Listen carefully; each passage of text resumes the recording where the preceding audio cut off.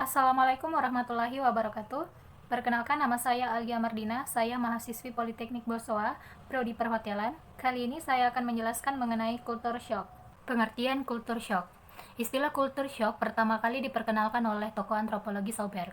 Menurutnya, culture shock didefinisikan sebagai kegelisahan yang mengendap yang muncul dari kehilangan semua lambang dan simbol yang familiar dalam hubungan sosial, termasuk di dalamnya 1001 cara yang mengarahkan kita dalam situasi keseharian. Misalnya, bagaimana kita memberi perintah, bagaimana membeli sesuatu, kapan dan di mana kita tidak perlu merespon.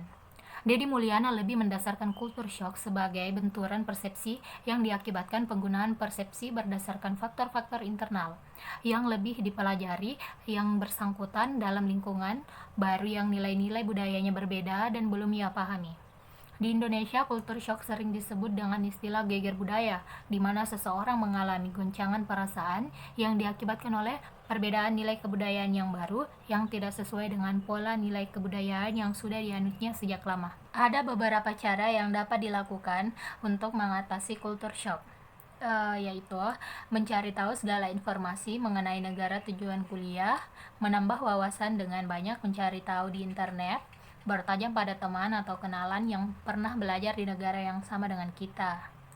Penting untuk mempelajari kebiasaan sehari-hari penduduk di negara tujuan kita, karena kebiasaan kita belum tentu sama. Terus update berita lokal, berita internasional, dan berita nasional. Siapa tahu dapat menjadi bahan pembicaraan yang menarik untuk memulai pembicaraan. Aktif di kampus benar-benar ampuh untuk bisa bersosialisasi dan beradaptasi dengan lingkungan baru, apalagi jika kegiatan di kampus itu merupakan hobi, jadi sekalian untuk mengisi waktu luang yang menyenangkan. Kenali kehidupan setempat dan ketahui tempat-tempat penting seperti kantor pos, toko, dokter, dan kantor pelayanan mahasiswa internasional. Jika bingung dengan bahasa, jangan malu untuk bertanya. Ada beberapa tingkat-tingkat culture shock yang perlu kita ketahui. Di antaranya, the honeymoon phase. Tahapan ini adalah tahapan yang hampir selalu terjadi pada saat pertama kali baru tiba di sebuah lokasi. Awalnya kita akan merasa sangat bahagia setibanya di negara yang baru, apalagi yang belum pernah dikunjungi sebelumnya. Seperti orang yang sedang honeymoon, semuanya terasa indah dan menyenangkan. Tahapan yang kedua, the crisis or negotiation phase. Fase ini adalah fase di mana kita akan mulai merasa tidak nyaman dengan lingkungan sekitar. Pelan-pelan, mulai merasa kangen dan tidak cocok. Misalnya makanannya, logat yang sudah dimengerti, ataupun bahasa yang membuat kita terasing dan kesepian. Namun, kita akan segera melaluinya dan menikmati segala sesuatunya kemudian jika kita mampu menyesuaikan diri dengan baik. Yang ketiga, the adjustment phase. Di sini kita sudah mulai bisa berinteraksi dengan baik dengan lingkungan di negara baru. Fase ini biasanya dimulai setelah 5 hingga 6 bulan. Semua akan mulai terasa lebih normal karena mulai bisa menyesuaikan diri dengan budaya lokal.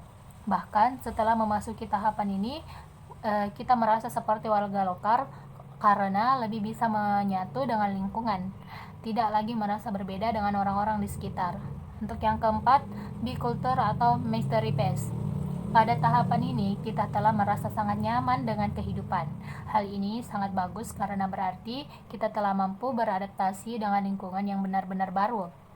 Kita berhasil melewati sesuatu, namun alangkah baiknya jika adaptasi kita tidak melupakan kebudayaan tanah air kita, sehingga tetap membawa ciri khas budaya sendiri dengan bangga.